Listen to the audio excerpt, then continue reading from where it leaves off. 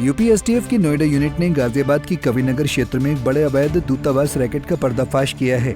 STF ने गाजियाबाद की कविनगर निवासी हर्षवर्धन जैन को गिरफ्तार किया है। हर्षवर्धन कविनगर के KV 35 में किराए के मकान से फर्जी वेस्ट आर्किटेक्ट दूतावास संचालित कर रहा था और खुद को वेस्ट आर्किटेक्ट सरबोगा, पोल्विया, लोनोडिया जैसे काल्पनिक देशों का एम्बेसडर बताता था। हैरानी की बात तो यह है कि जिन देशों को वो खुद का राजदूत बताता था वो देश दुनिया में है ही नहीं। यूपी एसटीएफ के नोएडा यूनिट ने दिनांक 22/7/2025 को गाजियाबाद में एक चल रहे अवैध दूतावास चला रहे व्यक्ति को पकड़ा है। इस व्यक्ति का नाम है हर्षवर्धन जैन पुत्र जेडी जैन। ये रहने वाला KB 45 कविनगर गाजियाबाद का है। इसको अवैध दूतावास चलाते हुए गिरफ्तार किया है और इसके पास से काफ़ी सामग्री बरामद हुई है। ये हर्षवर्धन KB 35 कविनगर में एक किराए के मकान में अवैध दूतावास चला रहा था और ये अपने आप को वेस्ट आर्टिका, सबोर्गा, पोल्विया, लोडोनिया और इसके अलावा अन्य भी कई देशों का एम्बेसडर बताकर लोगों से बात करता था।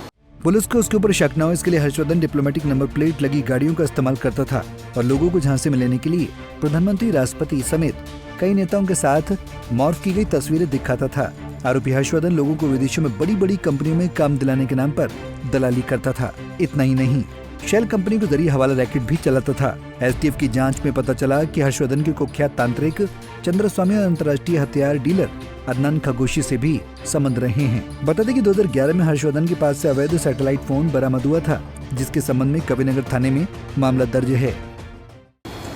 इसका मुख्य काम ऐसी आइडेंटिटी दिखा करके लोगों को दलाली करना, विदेश में काम दिलाने का बात कहते हुए लोगों के साथ में दलाली करना, इसके अलावा उनसे ठगी करना और कुछ शेल कंपनियों के माध्यम से हवाला का रैकेट चलाना, ये काम ये करता था।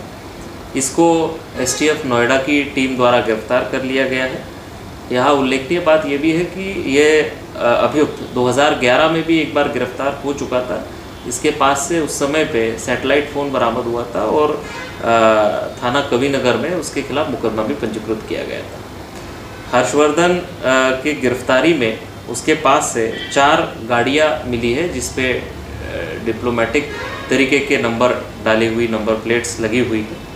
इसके अलावा इसके पास से 12 अलग अलग पासपोर्ट्स मिले हैं जो कि अवैध है और कुछ विदेश मंत्रालय की कूटरचित मोहरें भी इससे मिली है। 2 कूटरचित पैन कार्ड इससे प्राप्त हुए हैं। विभिन्न देशों और कंपनियों की 34 मोहर स्टैम्प्स इससे मिले हैं और 2 कूटरचित प्रेस कार्ड्स इससे मिले हैं। लगभग 44,70,000 रुपये भी इसके गिरफ्तारी के दौरान बरामद हुए हैं।